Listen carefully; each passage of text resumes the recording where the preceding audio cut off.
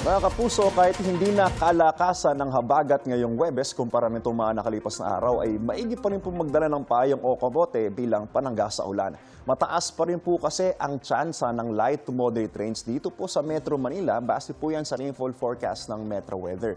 Ganito rin po ang aasahan sa ilang bahagi ng Ilocos Region, ng Cordillera, dito po sa may bandang Central Luzon, Calabarzon, Mimaropa Region ngayong umaga. Uulanin din po ang ilang pang bahagi ng bansa pagsapit mamayang hapon at mamayang gabi, kaya po maging alerto sa heavy to intense rains na maaaring magdulot ng baha o kaya naman landslide. Ayon po sa Pag-asa, hanging habagat ang patuloy na magpapaulan dito po sa Luzon. Mga kapuso, local thunderstorms man ang aasahan sa malaking bahagi ng Visayas pati na rin ng Mindanao. Paalala po, stay safe and stay updated. Ako po si Anjo Pertiera. Know the weather before you go. Para mag-safe lagi, mga kapuso.